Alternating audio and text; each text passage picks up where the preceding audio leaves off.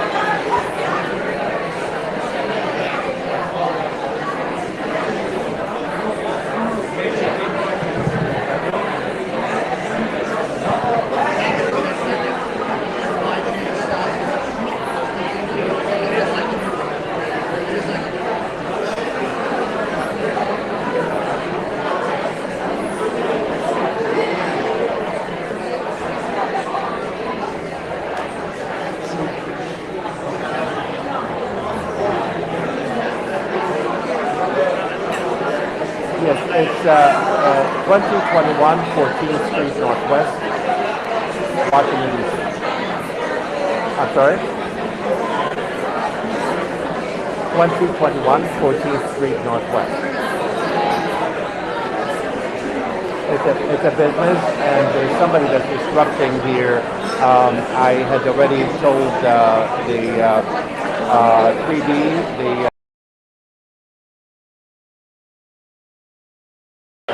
to protect us.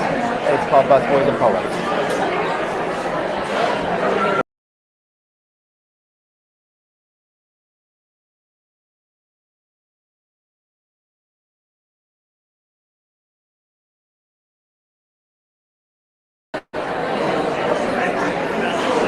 I'm sorry? There's a group of 3 people that are having an event here, and they're disrupting the event.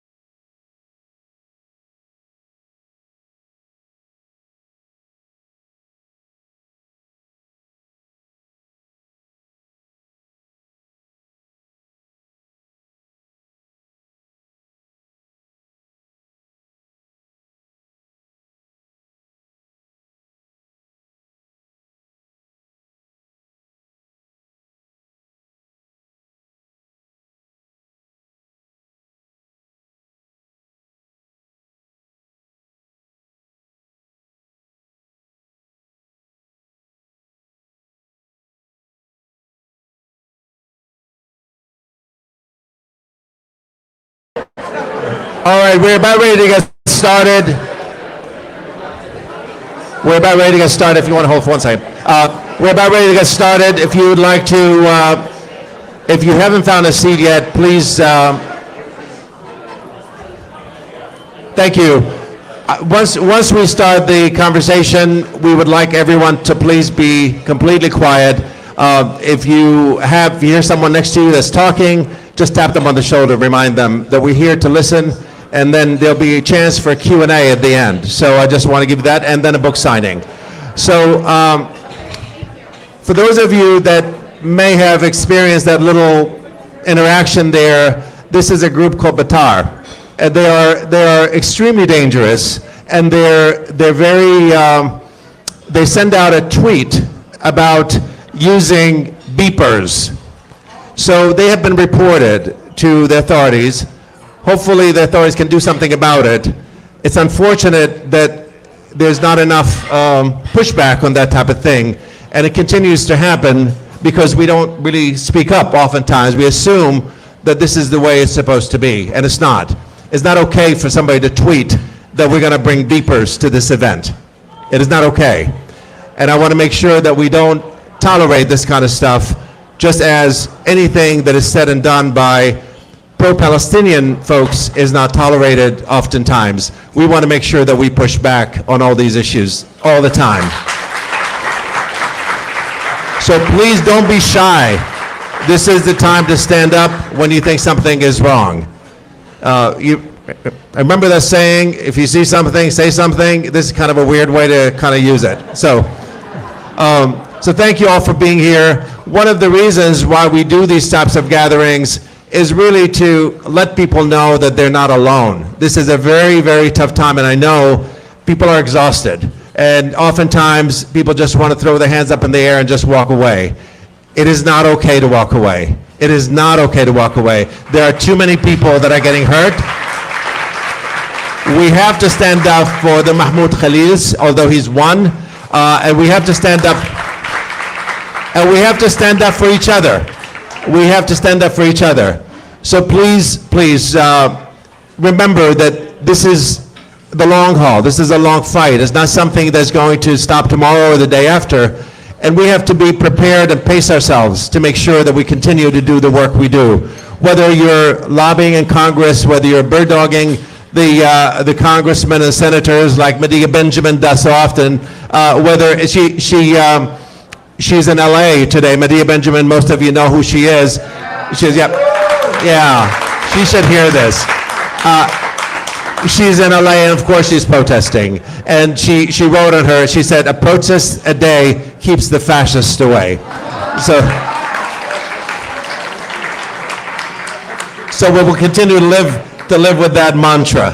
So thank you all for being here again, and thank you for being part of this community. I mean, this is basically self-care is what we're doing here, is making sure that we take care of each other, making sure that we see others in the same room. It's not enough just tweet and Instagram and do all that. That's one thing, but you really need to be in the same room sometimes to feel the energy of everyone around. So I thank you. I love your energy. I really appreciate it. Thank you all for being here.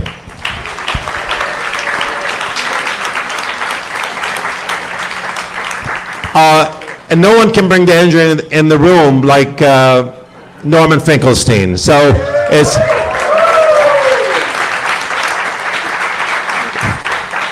he has become like catnip for the movement. So it's great to have him.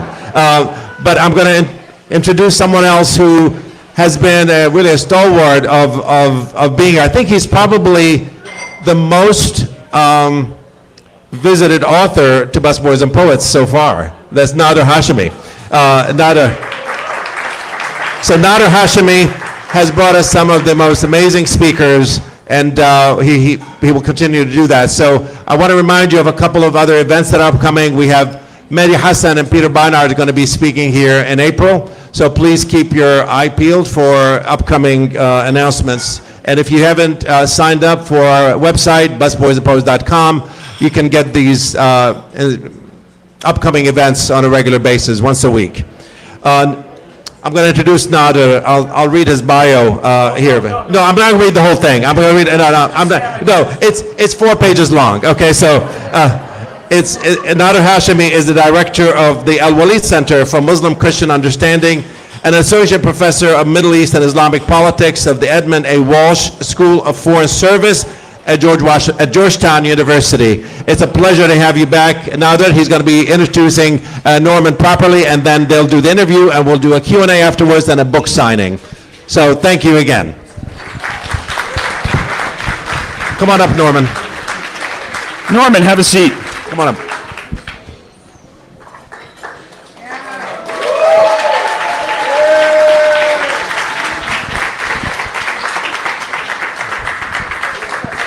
Okay, thank you everyone for coming.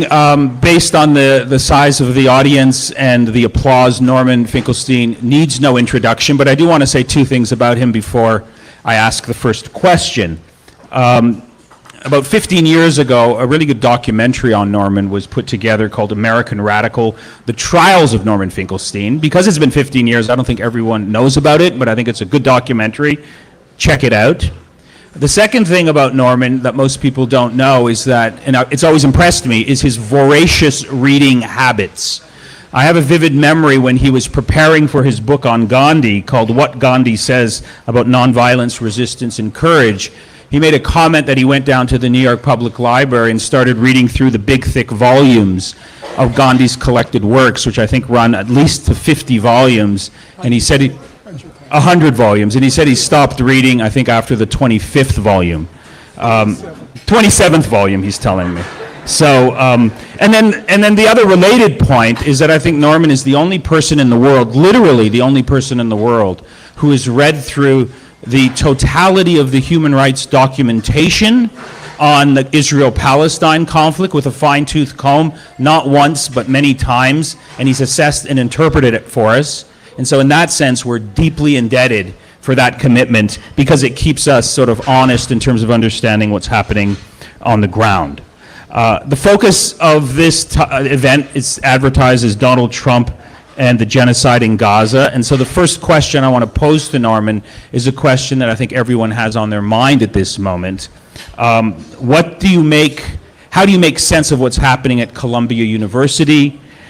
Specifically, how do you make sense of Mahmoud Khalil's arrest? To what extent is this about Israel-Palestine? And to what extent is it about a broader right-wing conservative attack on universities that goes back a very long time? Well, first of all, thank you for having me. And that first question, unfortunately, has many parts to it, and it implicates many issues.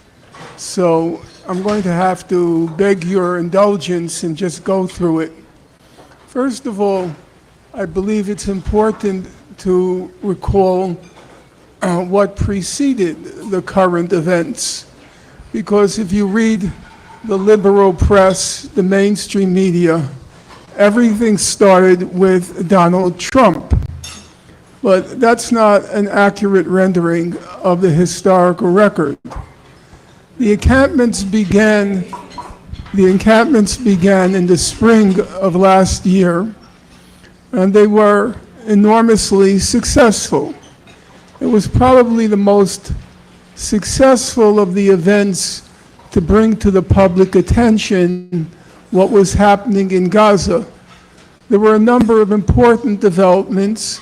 I would rank the decision of the South African government to take the case to the International Court of Justice, the genocide case. I think that was an important moment.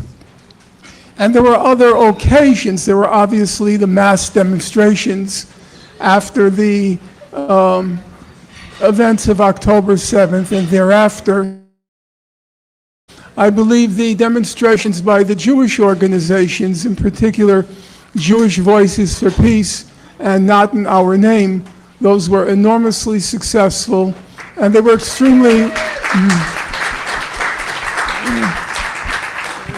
extremely well organized. Those were not fly-by-night operations. They worked hard, they planned well, They chose strategic places in which to have the demonstrations, and most importantly, whether or not it was because they were Jewish is a separate question. Most importantly, they garnered a lot of public attention. So all of those developments were important. There are others I've left out. But I think the spring encampments really seized the public imagination for many reasons, some of them media type reasons. Is this the 1960s again? Is this student activism again? Those are, I would call, pretty trivial reasons. But a solidarity emerged, and not only did it emerge, but it quickly spread. It spread across the United States, and then it spread to Europe and elsewhere. And they managed day in and day out to keep the public attention, or at any rate, the attention of the mainstream media. Now, it's important to keep in mind what then happened. Now, there are a lot of people in this room who I consider friends or correspondents, even the case of Richard, somebody who I knew 55 years ago for an extended period of time, a childhood friend. And there are things now which I'm about to say which I have to always think twice about, because I don't want to gratuitously alienate people. Our job has to be, as it was once said by Chairman Mao Zedong in another era, the goal is always to unite the many to defeat the few. And we don't want to be needlessly, gratuitously provocative. However, one has to also remain faithful to the historical record. Facts are stubborn things, and we shouldn't ignore the facts. What happened next was a billionaire Jewish supremacist class decided to use their financial clout in order to crush the demonstrations. And they had a lot of clout. For historical reasons, Jews have always contributed large amounts of money to cultural institutions, to hospitals, and they're very prominent in the public eye. If you go to a library in New York, if you go to a museum in New York, if you go to any cultural site like Lincoln Center, the list of donors will be about 90%, 80% Jewish. Now that's a good thing. It's better to give money to cultural institutions than it is to give money to casinos or brothels. So one should be grateful for that fact. But there's an underside to it. And the underside is it's a lot of cultural power. And that cultural power can be used in certain circumstances for very negative purposes. And in this case, it began with Bill Ackman, the billionaire, who said to Harvard, he had given that year $50 million to Harvard, and he said, unless you crush these encampments, you're not getting any more alumni money. And Robert Kraft did the same thing at Columbia University. Barry Sternlich did the same thing at Brown University. And then the Jewish alumni of places like Harvard, they began signing petitions saying, you don't crush the encampments, no money. And even Harvard, which as I understand it has an endowment of $35 billion, even they began to worry about this problem. And then began, on a small scale, what's happening now, but on a smaller scale, which is the right wing, the conservative right wing in our country, represented on the House, one of the House committees, the Education Committee, at least handles educational committee matters. They used the pretext provided by people like Ackman. They used it as a pretext to start going after the presidents at our major universities. And there was actually nothing like it ever in American history. There really was not.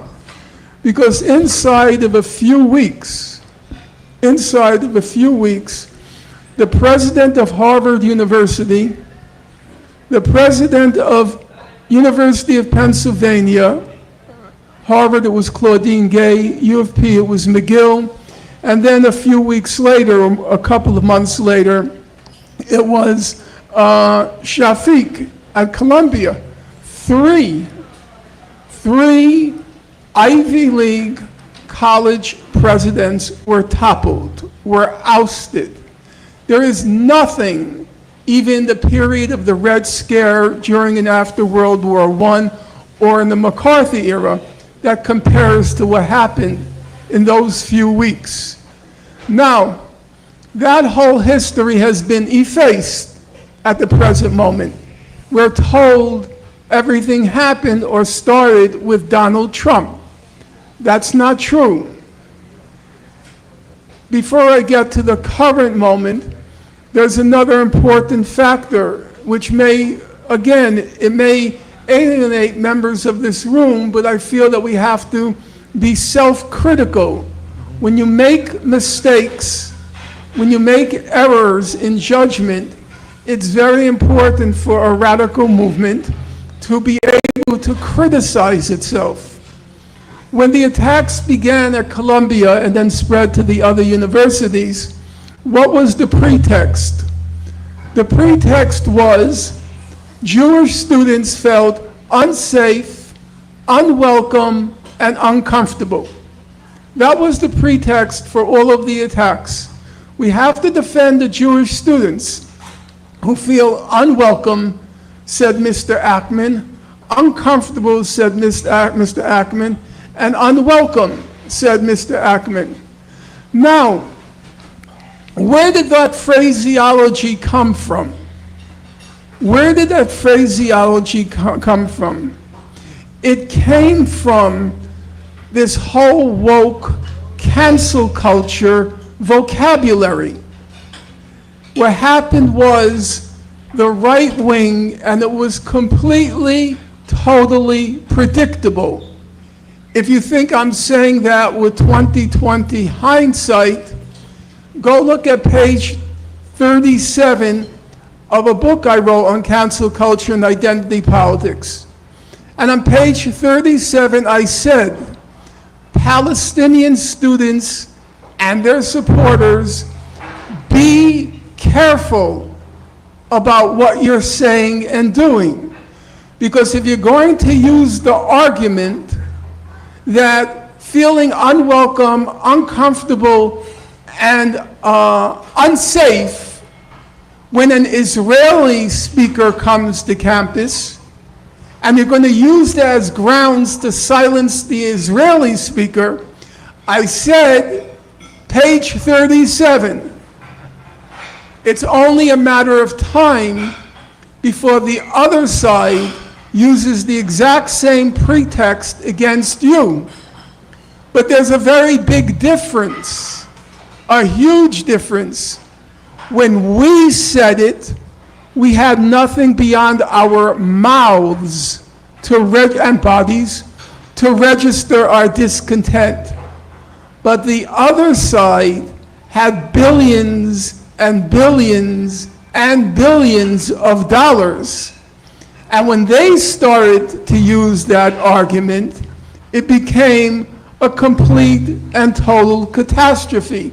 Because all the administrations, anyone who knows anything about American college campuses or American colleges and universities know, the main job of a college president, you might think, the main job is to preserve the academic stature of the university.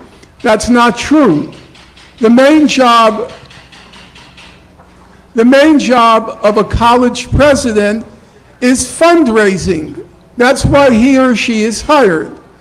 So the moment the weapon of alumni contributions came into play, it was a very unequal uneven playing field. By the summer, the encampments had been wiped out, and also, which was completely predictable, when you don't have a broad movement and you just are left with the core, everybody knows at that moment the core begins to fragment.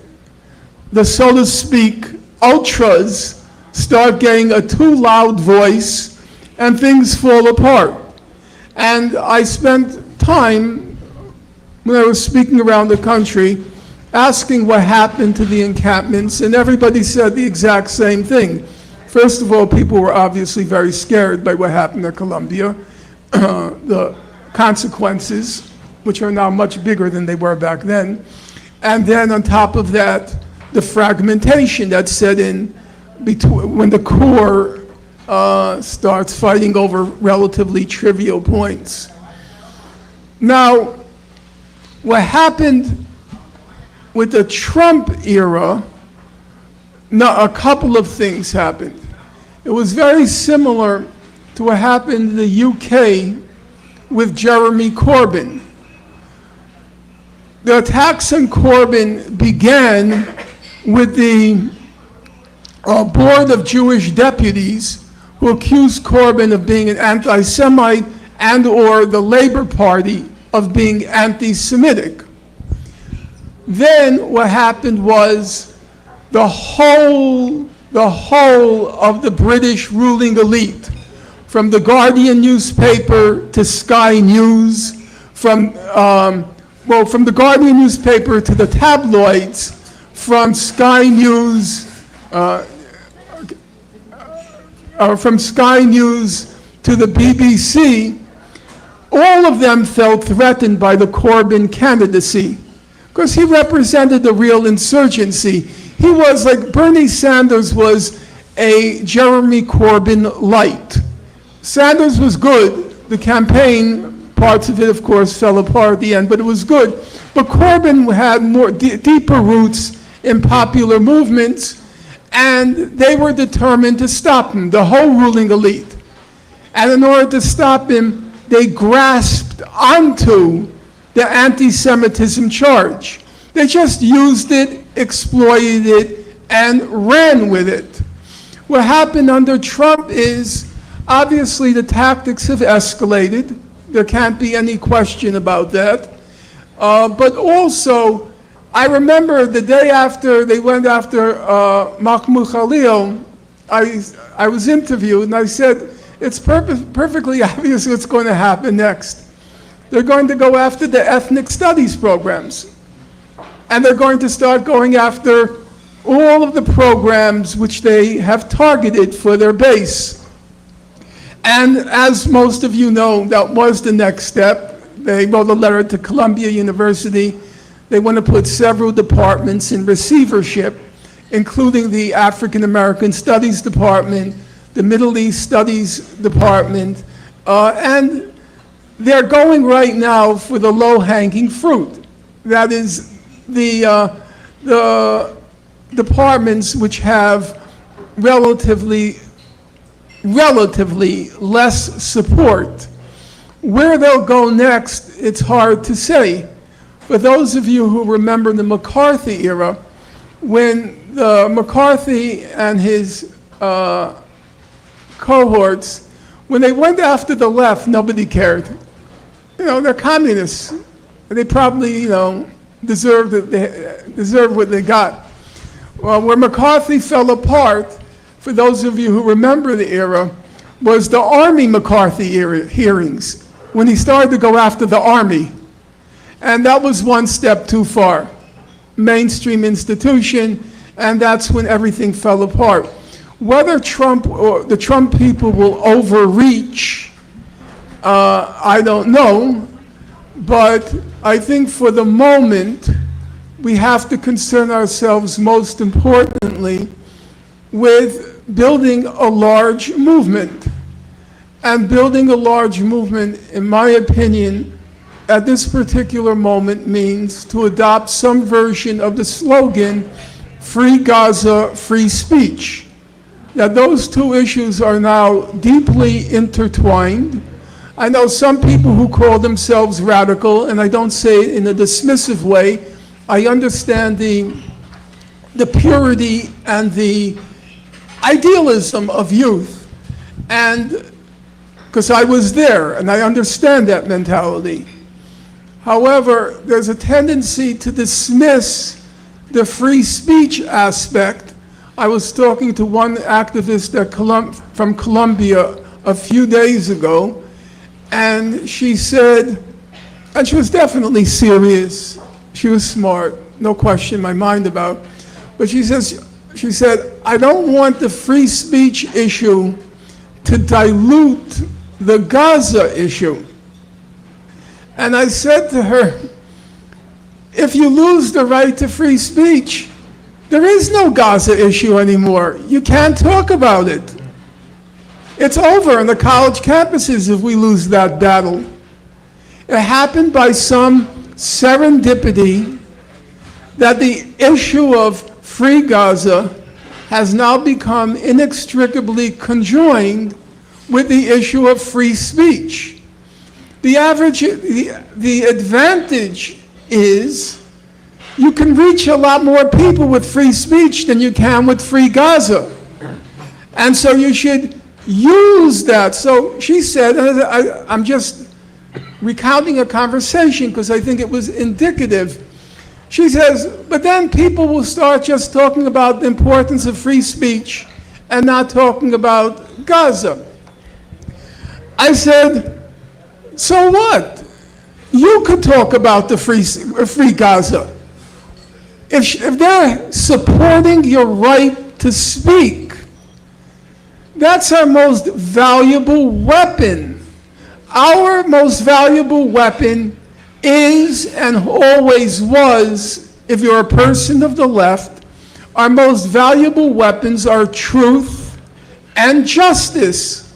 Those are our weapons. And if somebody is going to defend our right to use those weapons, then all power to that person. So we should do everything we can now to build a coalition on the principles of free speech and free Gaza, or free Gaza and free speech, or to use that famous saying attributed to Pastor Niemöller, today it's Gaza, tomorrow it's you. And that's a fact. That's what Colombia showed. It started with Gaza, but before you knew it, they threw in African American studies. You know, I'm thinking to myself, where did that come from?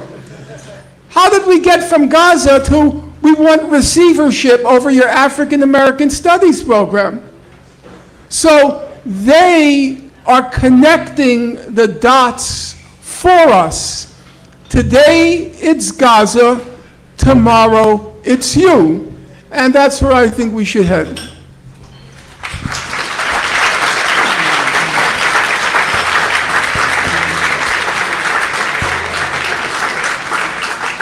So Norman, on free speech and free Gaza, let me give you a concrete example of something that's going to happen on my campus fairly soon. I just saw a poster that a pro-Israel student group is bringing soldiers from the IDF to give a talk about their experience in Gaza. Many students and faculty will say that's deeply offensive to students who are from the region, who are from Gaza. That talk should be canceled. Your response would be? Academic freedom and freedom of speech, they are shibboleths. When you get down to the concretes, I believe complicated issues arise. And again, a lot of people will disagree with me from the other side on this particular issue. Now, first of all, let me set the current context, and then I'm going to put it in a personal context. Okay? The general context is the following. Since October 8th, Israel, I believe, is no longer in the words or in the phrase of the International Court of Justice, Israel is no longer plausibly committing a genocide. That was the cautious phrase of the ICJ.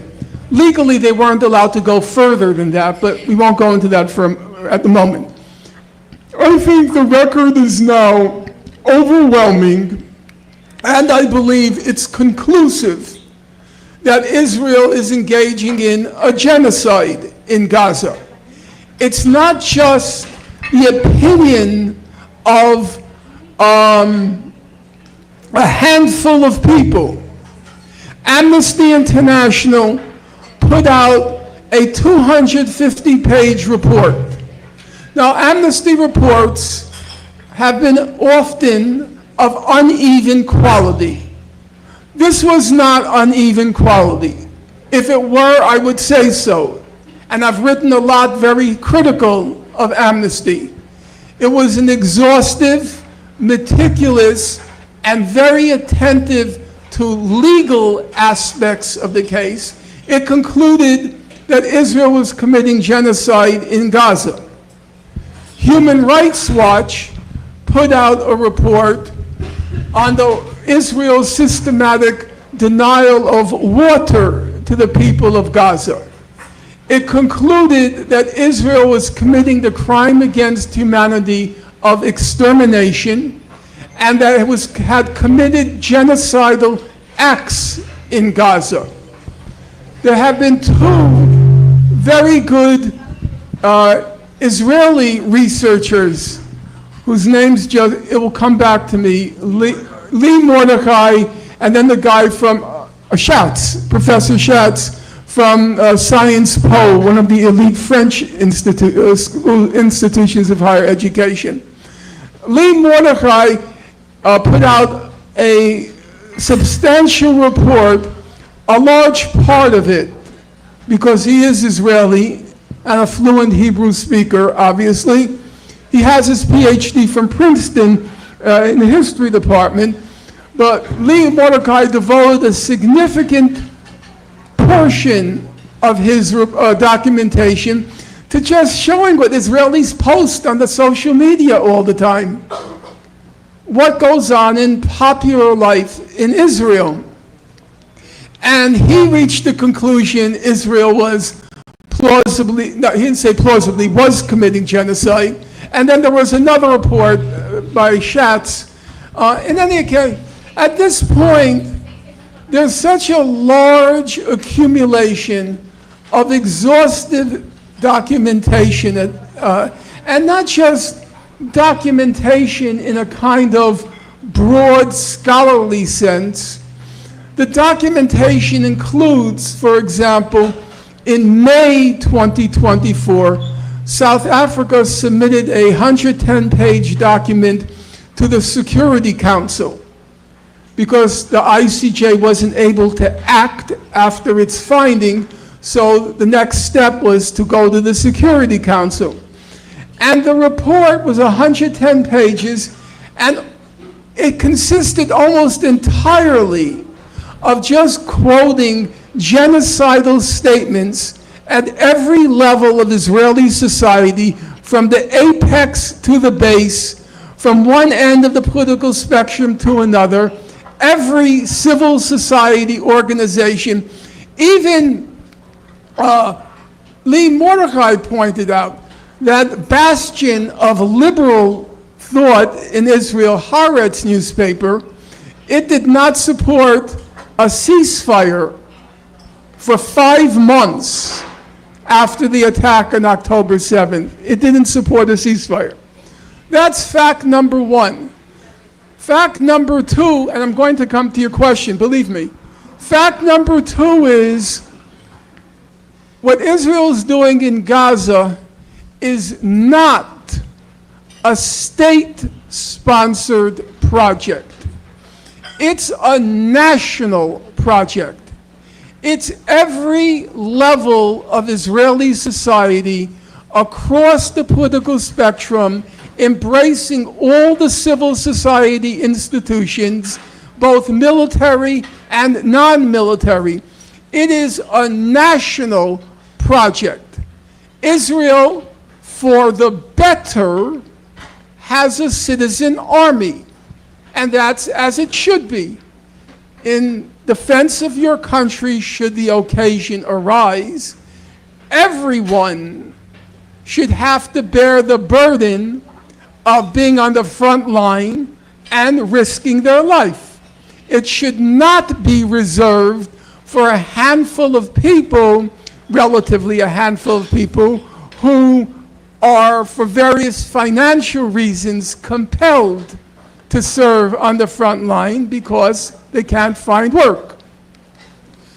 So, in general, a citizen army is a positive.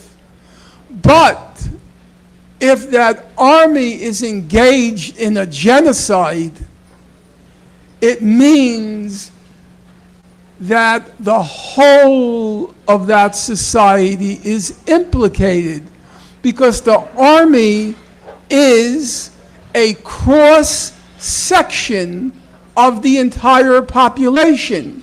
It's your mother, it's your father, it's your sister, it's your brother, it's your son, it's your daughter, or it's you. It's the whole society that's implicated in that genocidal project. Now, with that as the context, do I believe that somebody who, I know this will sound like a strong statement, but I think it's factually correct, somebody who is guilty until proven innocent of committing genocide, because you served in Gaza. You were one of the cogs in the wheel of that killing machine. You were part of the machinery of death. Does that person have the right to speak? I said I would give the current context, and then I'm going to personalize it.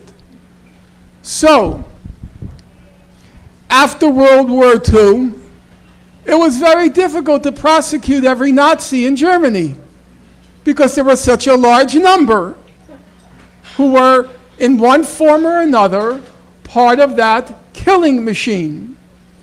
And so even guards who served in the death camps or in the concentration camps, I can speak from personal experience, quite a few of those guards got off with pretty much a slap on the wrist. That's just a fact. I can name them. So, let's say one of those guards is invited to speak at a university to use that current idiotic language of politically correct culture, to give the Nazi narrative on Majdanek concentration camp. She wants to give the Nazi narrative on Majdanek concentration camp. Do I believe that she has the right to give a speech or a lecture? I have to say, I would consider that an insult to the dead. There's the rights of the living, and there's the memory and respect for the dead. So I do believe there is a distinction to be made between those who have a point of view versus those who have blood on their hands. There's a difference. Medea Benjamin, whose name was mentioned, you might recall maybe a couple of years ago when she tried to shout down Henry Kissinger.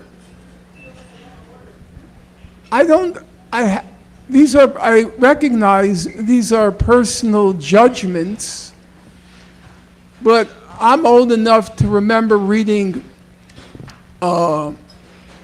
Seymour Hersh's The Price of Power, Henry Kissinger and the Nixon White House. And my most vivid memory of reading that book, which ran to something like 500 or 800 pages, I don't remember now, was on every page of that book, another 100 or 200 lives were snuffed out because of Henry Kissinger. Some pages is 1,000 or 2,000 lives that were snuffed out. Does he have the right to lecture at a university? I will leave that question open to you. I do think, as I said, I am a resolute atheist, but I do think there is something to be said about respecting the memory of the dead. And I think that's allowing that person to speak, be it a concentration camp guard or an IDF soldier who's just come back from committing genocide in Gaza. I have a problem with that. Okay.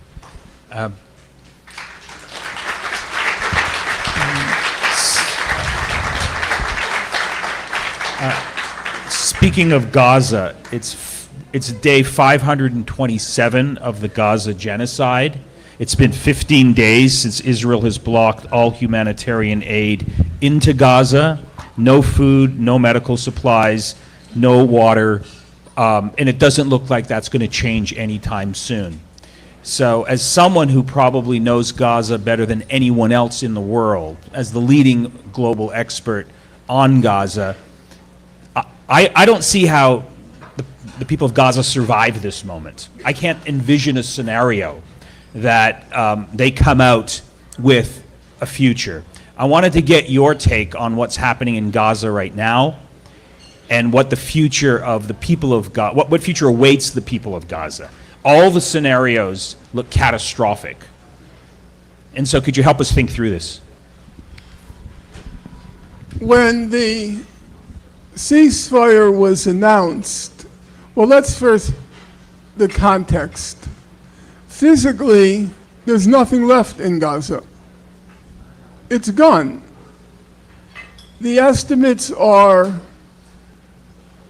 92% of the homes and private residences are gone.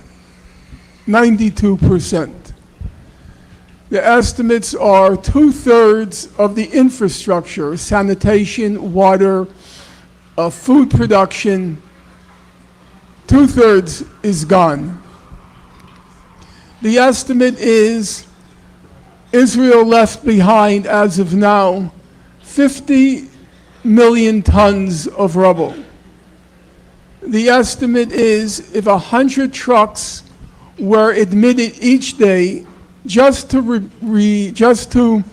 remove the rubble, if 100 trucks were admitted each day, it would take 15 years, not to begin reconstruction, just 15 years to remove the rubble, because the rubble is mixed in with unexploded ordnance and toxic substances. So,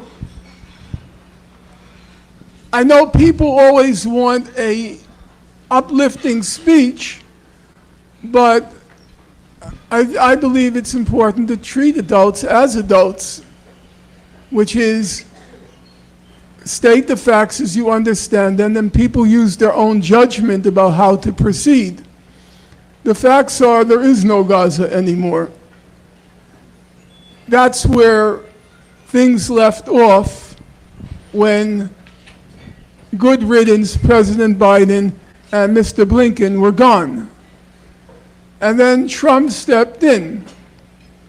Before he was actually inaugurated into office, President Trump said, you will remember, if the hostages aren't released, they'll be held to pay.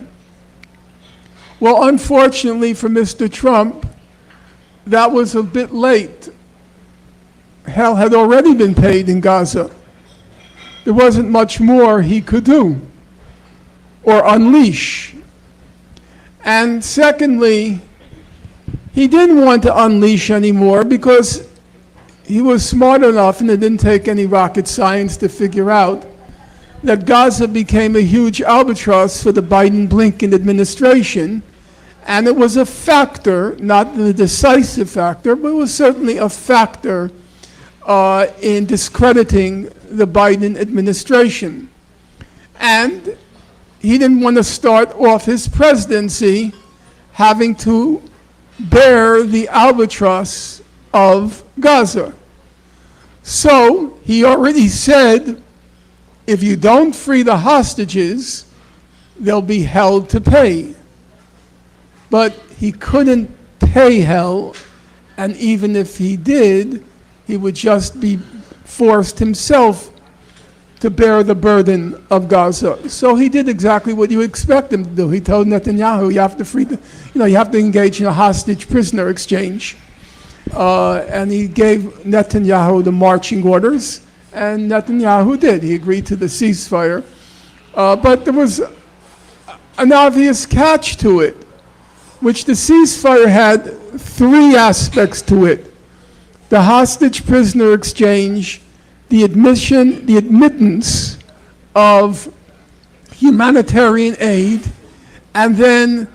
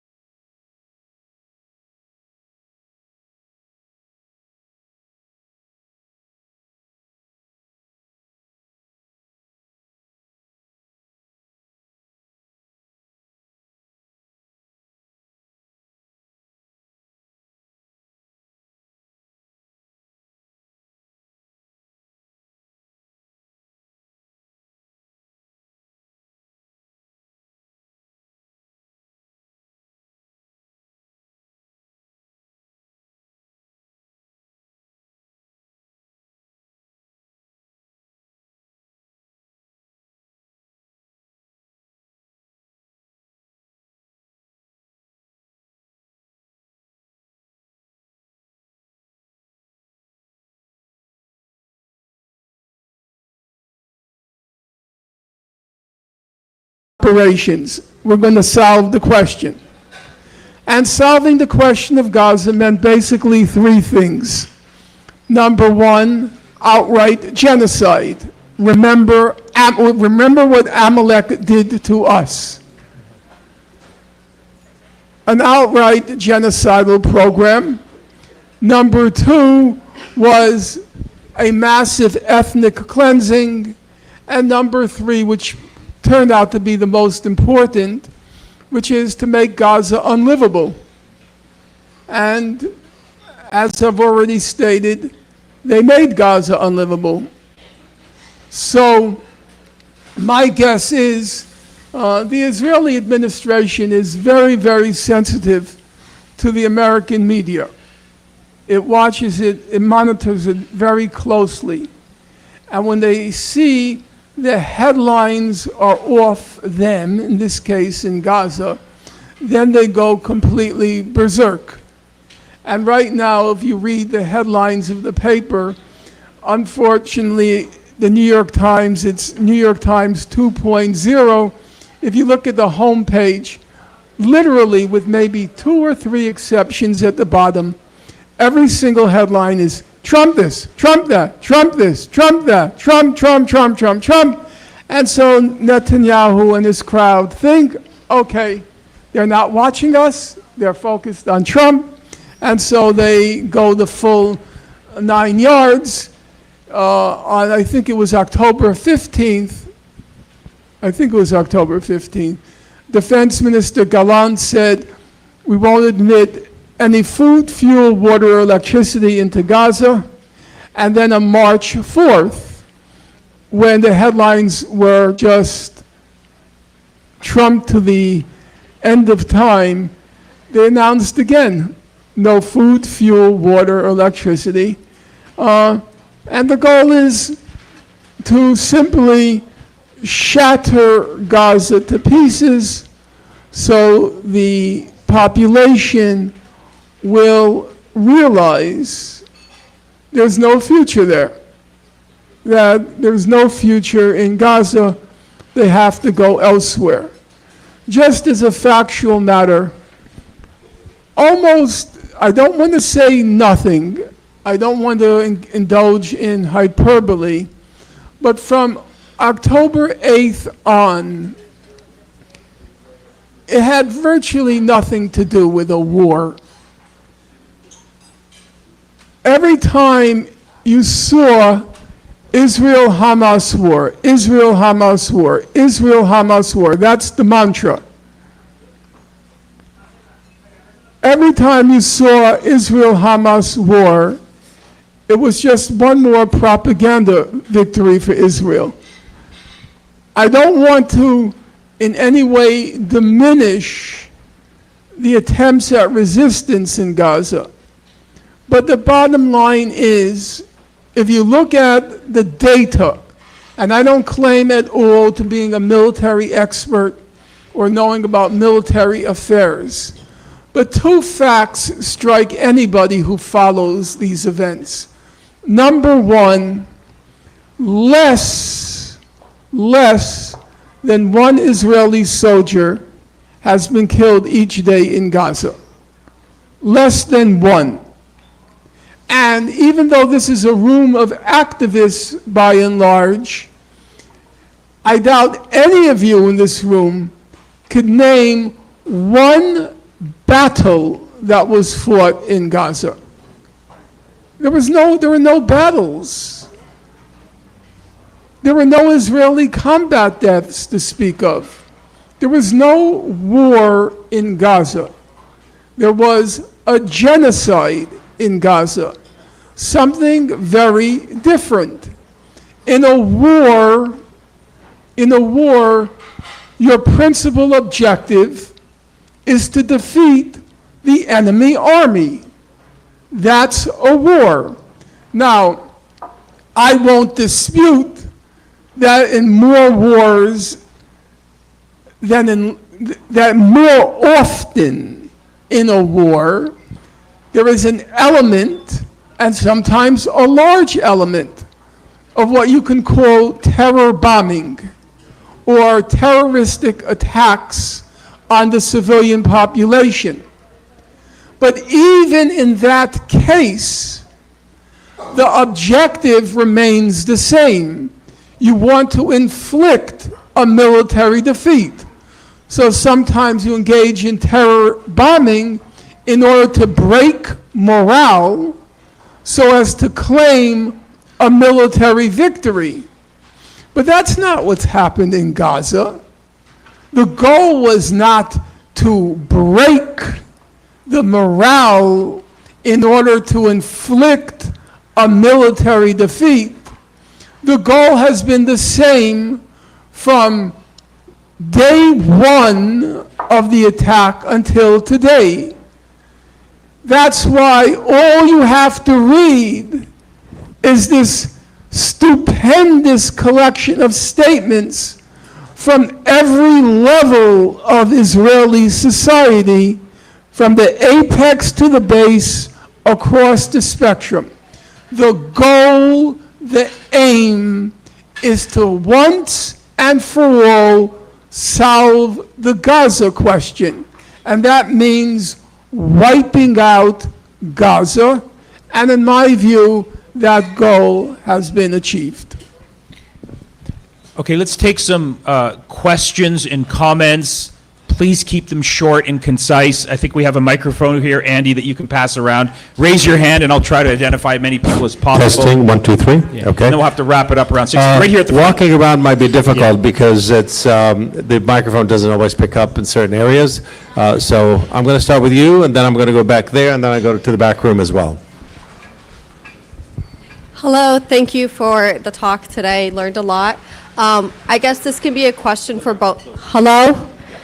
This could be a question for both of you. Like, I still believe in knowledge is power, and that's how we better ourselves, and I also believe that's how we also gain cultural power as well. What would you advise students going forward? Like, I'm someone who is interested in continuing my studies and wants to do Middle Eastern studies and wants to go to law school, but there is a fear seeing that students now have been revoked of their diplomas and their degrees. How do we better ourselves and educate ourselves in a way that it won't be taken away from us?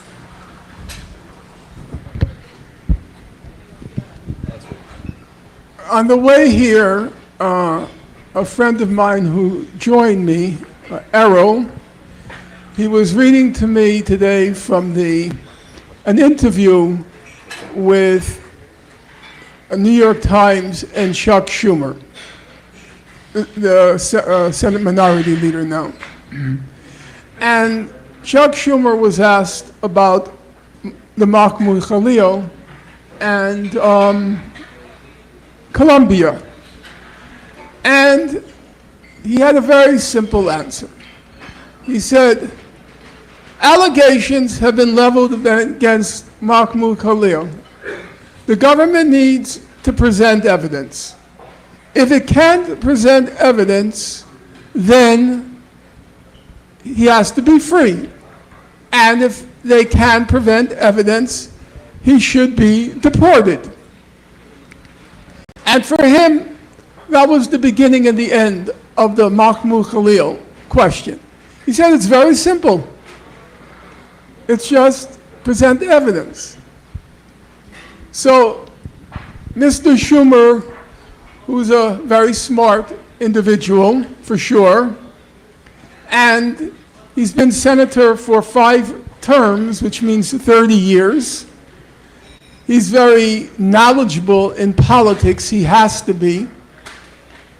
It seems to have gone over his head that there's now a reign of terror on college campuses.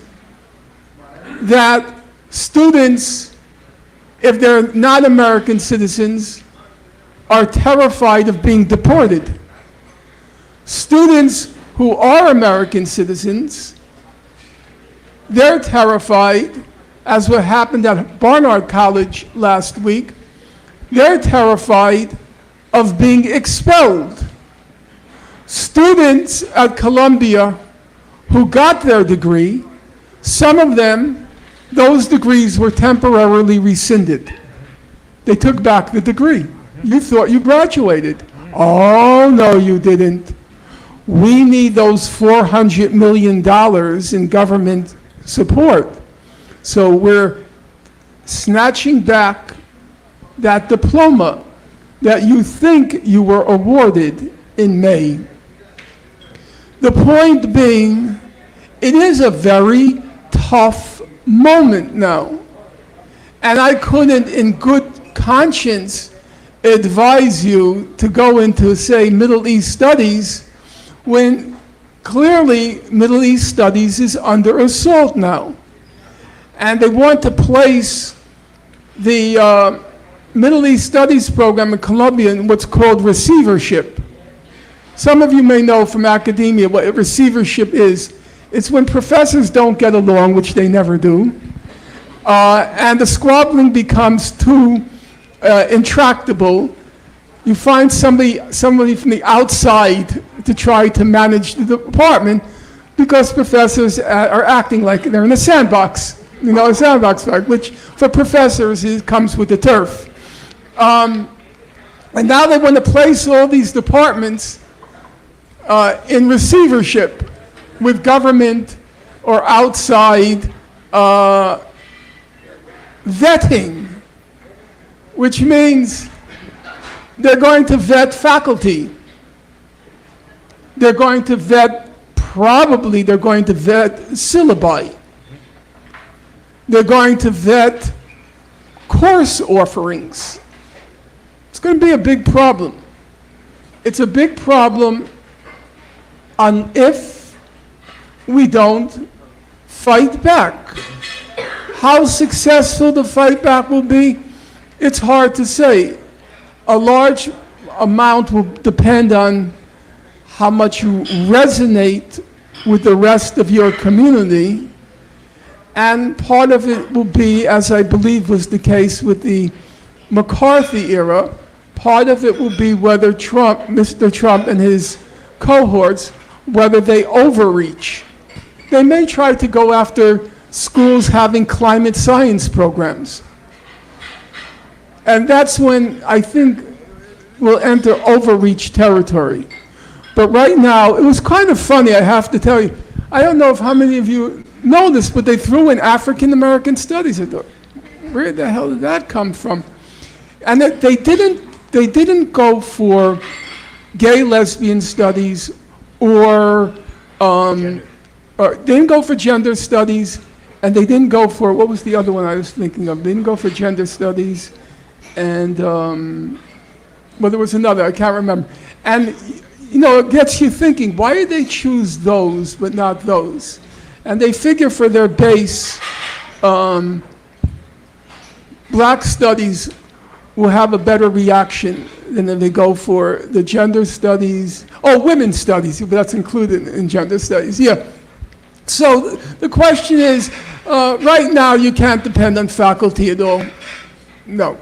They care about the money, they care about their jobs. I do not believe that they will rise to the occasion.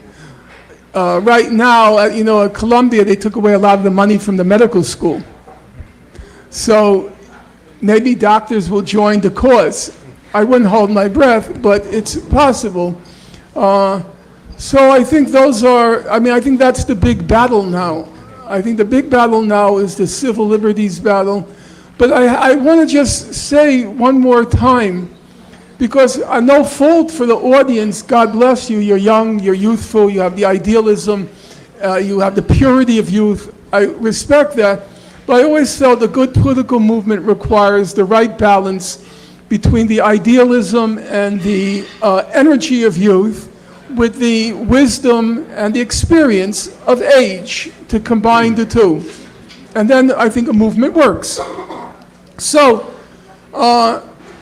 few people here will remember, I'm sure my friend Richie will remember, the signature issue, the signature ACLU issue in the 1990s, the signature case was, as Richie will remember, it was the March on Skokie. Whether or not the Nazi Party had the right to assemble and march through this community. It was said to be a community of a large number of Holocaust survivors in Skokie, Illinois. And as you can imagine, that question evoked a very mixed reaction among people who call themselves on the left and liberals. The ACLU, in fact, the head of the ACLU then was, if my memory is correct, it was Aryeh Neier, who had a connection to the Nazi Holocaust, and he said they had the right. Now you can imagine that the people in that community, they had a lot of good reason to say, we feel uncomfortable with that march. We feel unsafe with that march. We feel unwelcome with that march. But we had a fairly robust tradition of freedom of speech, better than any other country in the world for sure. Whether it was great, we could debate, but better than any other country. Remember, if you look at the landmark cases in the United States over freedom of speech, there's a good book by this guy named Harvey Calvin called a something tradition, I can't remember, a special tradition, something like that. If you go through all the cases, from the very beginning after World War I, when the anarchists, the communists, the socialists, they were advocating the right to overthrow the government. And it went through the Supreme Court many times, many times. Our tradition says you have that right. You have the right to advocate the overthrow of the government. Now, when we were in college back in the 70s and 80s, we were allowed to advocate anything. That was part of the tradition. You never thought whether what you were doing was illegal. Of course you had the right to advocate the overthrow of the government. It just seemed natural. I remember I worked for a radical newspaper, a Maoist newspaper. It was called The Guardian, okay? And we're sitting on the 8th floor of this building, and we're talking about armed struggle. And I'm thinking, holy Toledo, how did I ever end up here? A good Jewish boy from Brooklyn, New York, and we're talking about using armed force to overthrow the government. But we never thought it was illegal to do that. The newspaper said it every week. And there has been a huge regression in our understanding of what rights we have and have been protected by Supreme Court decisions. And so I believe we have to forcefully, remember that's the tradition the left fought for. It was the left that kept demanding that right to, up to and including the overthrow of the government. And we have to, as I said, be self-critical about this newfangled nonsense that crept in about narratives and feeling comfortable and not feeling welcome. We have to get rid and go back to, that's what it was called. The book is called A Worthy Tradition. And go back to that worthy tradition of free speech. So, in answer to your question, we can't even begin to contemplate your concerns until we wrest back, W-R-E-S-T, wrest back what was snatched from us beginning in the spring, and the encroachments are getting deeper and deeper in order to wrest back that tradition. And then I can tell you whether you have a prospect in academia. Right now it's very dim. It's very, very dim.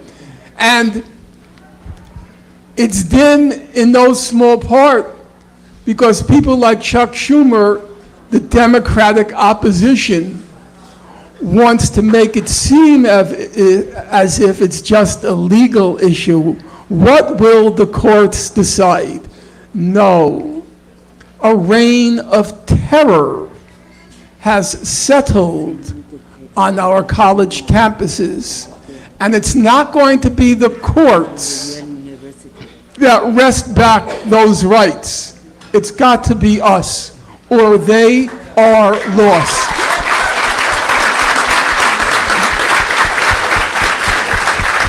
All right, we're going to go. I spotted Ann Wright in the room. Ann Wright, of course. Ann Wright was the colonel that resigned from the State Department when it wasn't cool to do yet. This is in 2003, on March 19th, she reminded me today. But I want to give her the microphone for a question. And by the way, there are Doctors Against Genocide are a very powerful organization that's fighting to end the genocide. Well, thank you very much, Norman. We really appreciate all of your kindness of your time, and thanks for going to Gaza with us in 2009. My question, I'm a retired Army colonel, I've been in the diplomatic corps. I see that the genocide in Gaza is going to continue tragically until the last Palestinian because nobody's willing to do a goddamn thing about it. Is there any possibility that there might be some sort of military action similar to what happened in Bosnia that stopped the genocide there, even though the U.S. has the veto power in the Security Council? Is there any way that any sort, and I hate to say it, I'm a peace activist, but Jesus Christ, who the hell's going to stop this shit?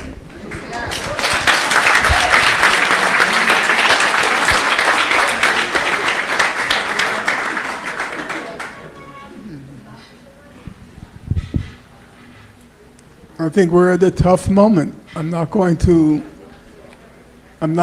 pretend to optimism at the particular moment, but I do believe that there are positive developments right now.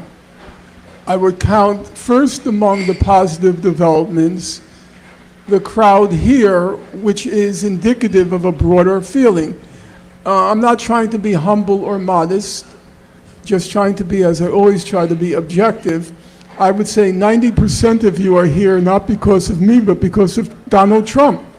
People are concerned about where our country is now headed.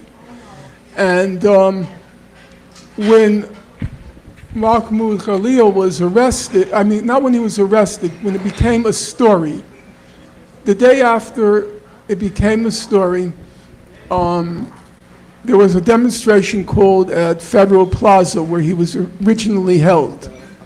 My expectation would be there would be 100 people there. And I was very surprised. Numbers have been thrown around, I can't say which is right and which is wrong, of between 5,000 and 10,000 people showed up. And it was just the day after. So I think people both want to fight back. They don't like where our country is heading. But I think a lot of people are scared. I talk to people at Columbia, and they are worried about the expulsions. There hadn't been an expulsion at Columbia in 57 years.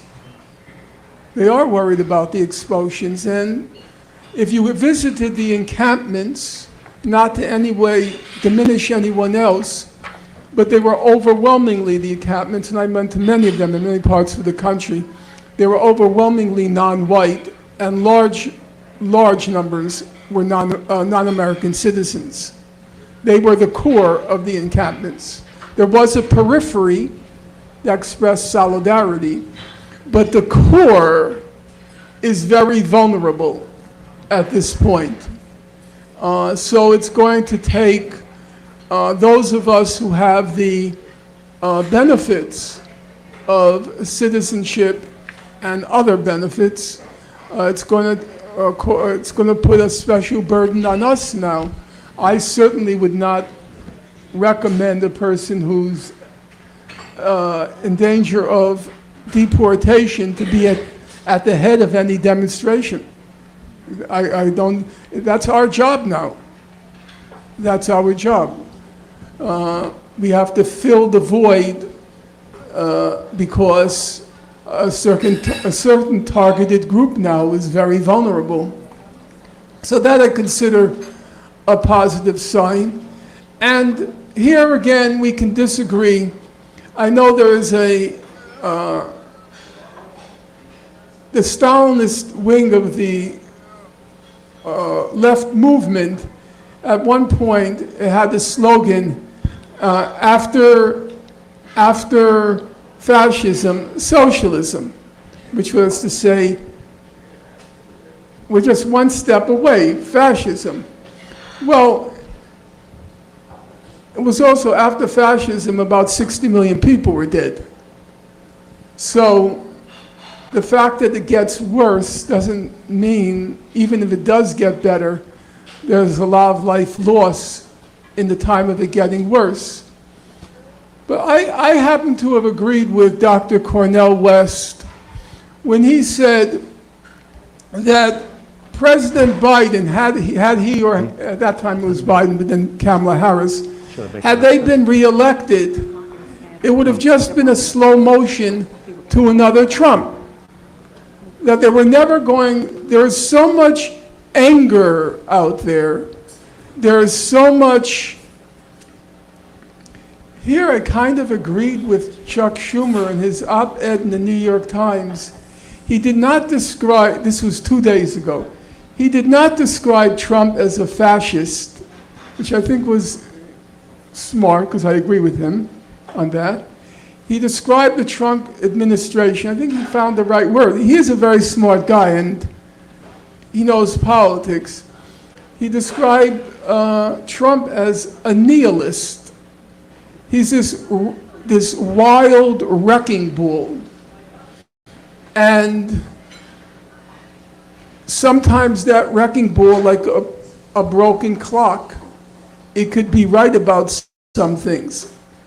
I think there have been aspects of Trump which, like the broken clock, have been closer to the truth than what preceded it under Biden. But in general, it's a wild wrecking ball, and that means a lot more people are feel threatened enough to join the movement. And that to me is a good thing. It's a good sign. I do believe that we have to have a differentiated picture of what's happening now. What do I mean by that? I believe it would be a complete disaster if, in reaction to Trump, we embrace in any way, shape, manner, or form the Democratic Party. I was listening. I'm not...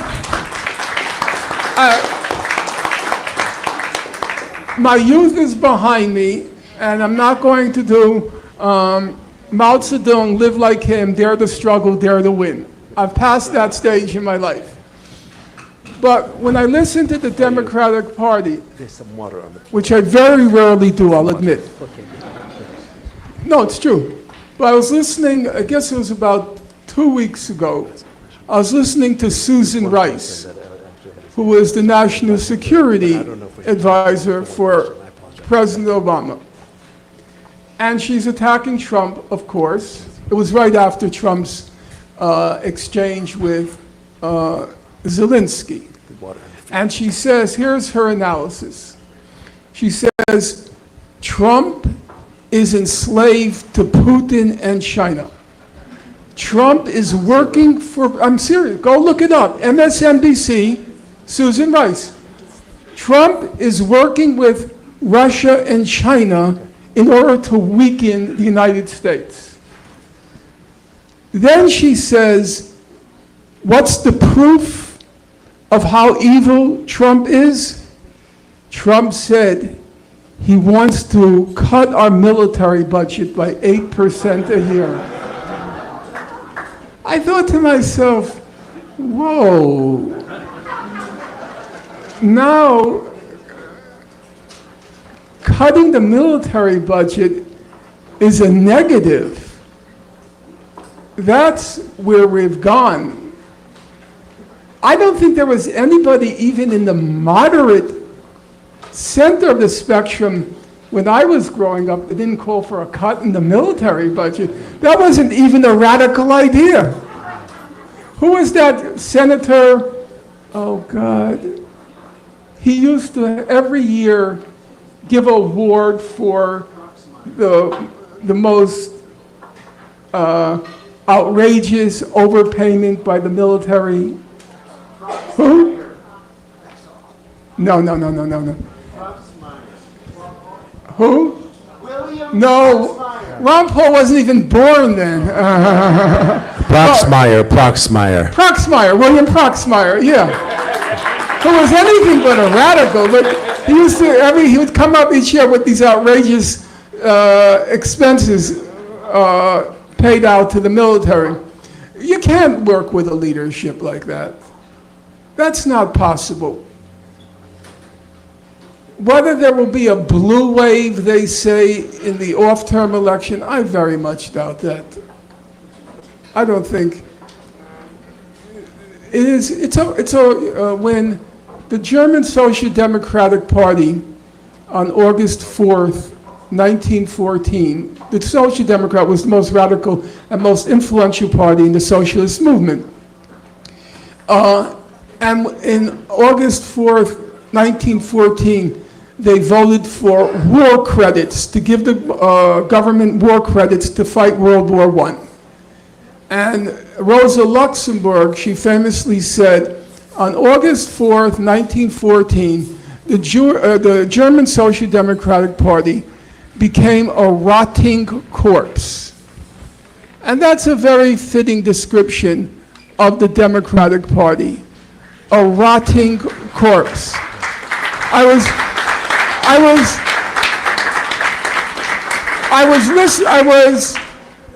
looking at, the Times had an article about after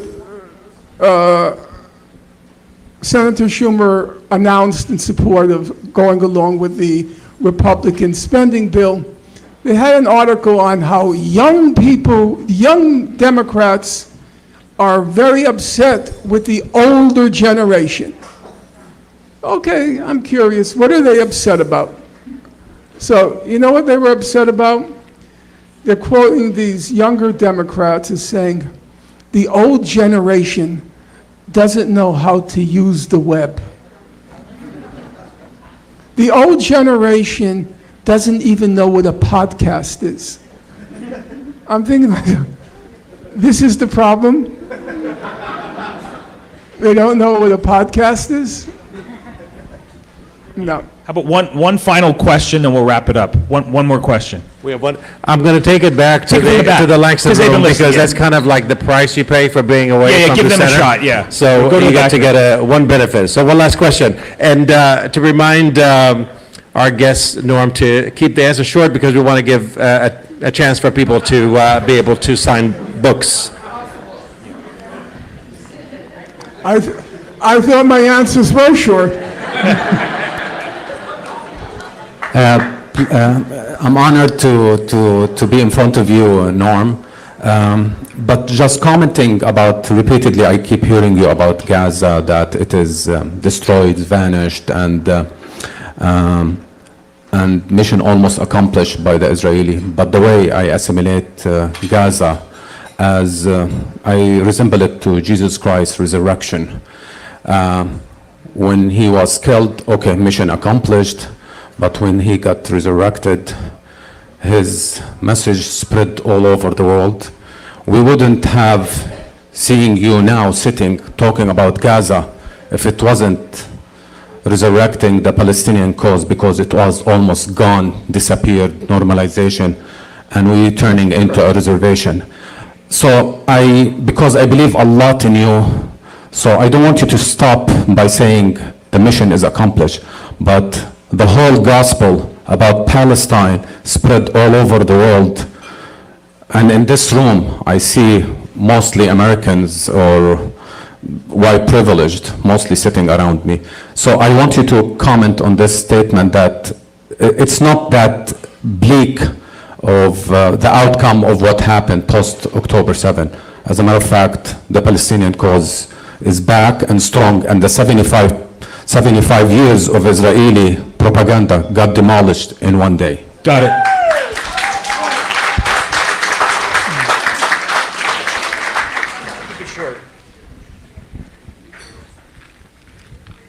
I think, often when people hear me speak, they conclude from what I've said that everything is pointless at this point. And that's not at all, and I wouldn't dissimulate. If I believed it, I would say it. But I don't believe it. There are three good reasons why, however one assesses what happened in Gaza, or however negatively one assesses the current balance sheet, there are three good reasons, in my opinion, why we should continue. Number one, I could be wrong. That's a fact. You know, the spiritual, it's always darkest before the dawn. It's this hope that keeps me carrying on. I could be wrong, and maybe it's the dark moment before the dawn. Number two, it's completely incorrect to believe that if we give up, the situation will be like it is. That's totally wrong. The situation will get 1,000 times worse. It's not as if we can just walk away and accept the situation. Because if we walk away, the situation will get worse and worse and worse. It's this juggernaut There's more. They want more and more and more. More money, more power, more money, more power. As Bernie Sanders likes to say, has been saying, when Trump was inaugurated, the three people standing behind him, Mr. Bezos, Mr. Zuckerberg, and Mr. Musk, those three people controlled more wealth than half our country. More wealth than half our country, and for them, it's still not enough. It's still not enough. So if we give up, the juggernaut keeps going. The more keeps devouring us. And then there's a third consideration. And the third consideration is the one that I have come to internalize. All of you know the name Confucius, and Confucius once said that the sign of a moral person or a wise person is he, nowadays you'd say he or she keeps struggling even in the certain knowledge of defeat. You keep struggling in the certain knowledge of defeat. Why do you do it? There's a very simple reason why. Because you can't live with yourself doing nothing in the face of the unspeakable horrors unfolding before your eyes. You don't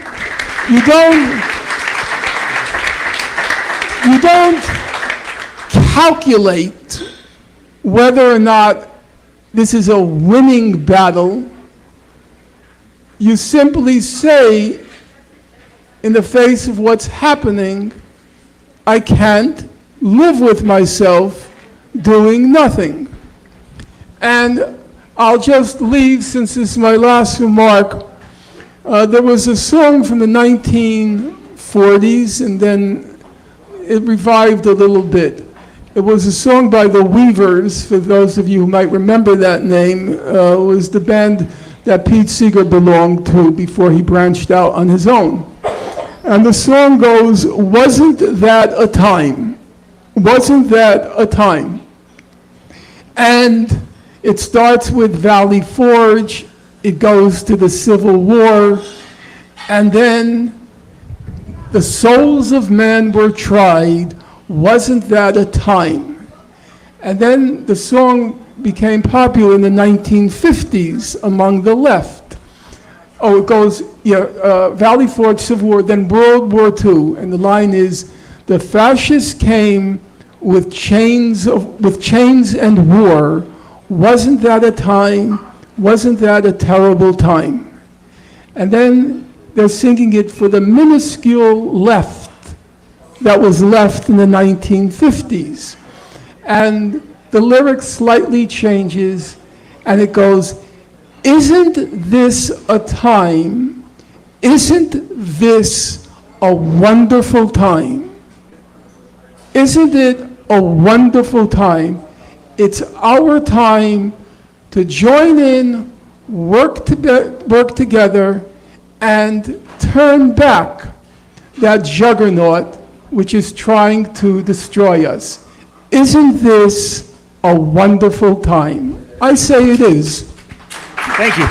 Please join me in thanking Norman Finkelstein. Thank you.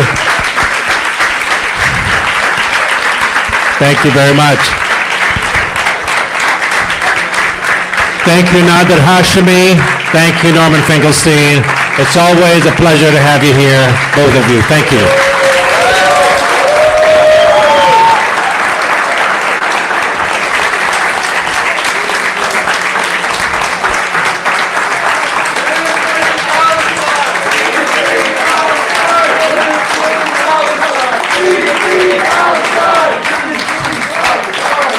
Free Palestine! Free Palestine!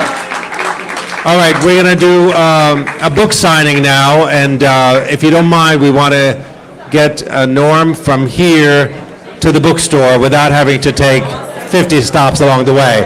So we have Blair here, and we have Alicia. She's going to guide you to the front of the space. We're going to make that this way, and then please stick around and get a book. You're supporting independent bookstores, and you also get a chance to get a signature book from Norman Finkelstein. We've got about an hour. I'll pull you out, okay?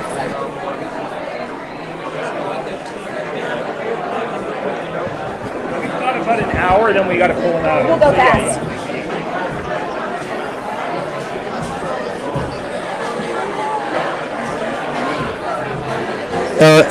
If you are, hello.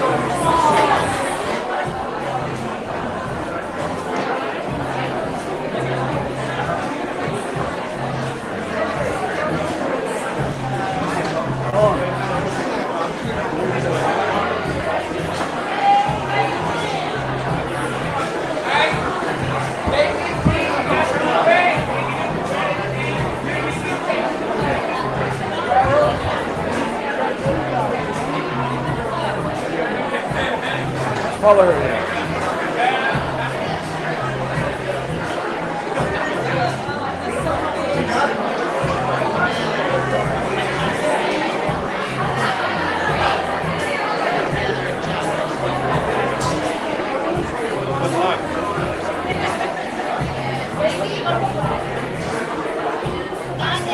سلام چه خبر؟ رو بودن قبلا خواستم بیام تو از این پیجرها هستن که میزن تو جیب آره ایرانی بودن؟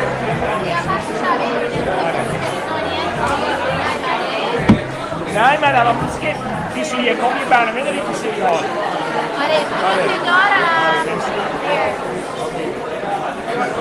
چطور بود؟ سمیتسونیان They have a, do you know about this? I don't. هر سال یه دونه برنامه دارن به اسم Smithsonian. Well, it's mostly for kids. It's kids activities learning. همداییه بعد پولشون this is the fun part. پولشون خانواده آموزگار میده. جمعیت آموزگار. Oklahoma. Oh no, I dropped it. Oh, that's in the show. آره این هم برادرشه. ولی به هیچ پول ولی برسه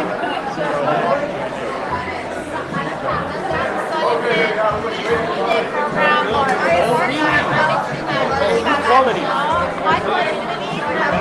گذشت من سال دیگه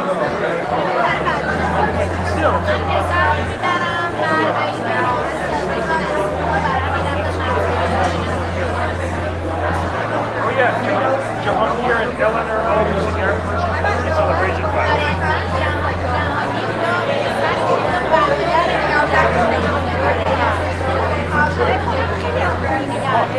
As podcast, شما چه خبر؟ fundraising-ish.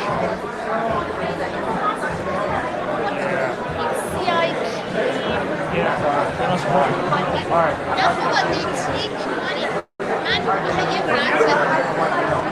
من یه گرانت بزرگ داشتم از راکفلر and I needed a fiscal sponsor که یه seed 550 بشه اینا گفتن اوکی and that was good they take it what administrative cut their costs ولی بعد از اون فاند من تموم شد and in a way it's bad for me بخاطر که همه از people that they're supporting me and I'm like no they want me to bring money and give some I like to chat with you. I want to take a photograph.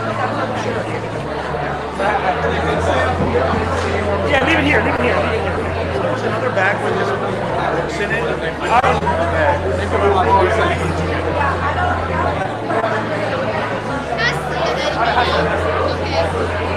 Anyway, stay in touch. I want to talk to you.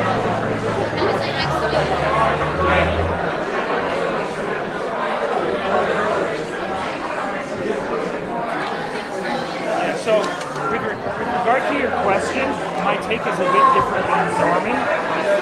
I agree with everything that he said, but I wouldn't be, I don't want to dissuade you from pursuing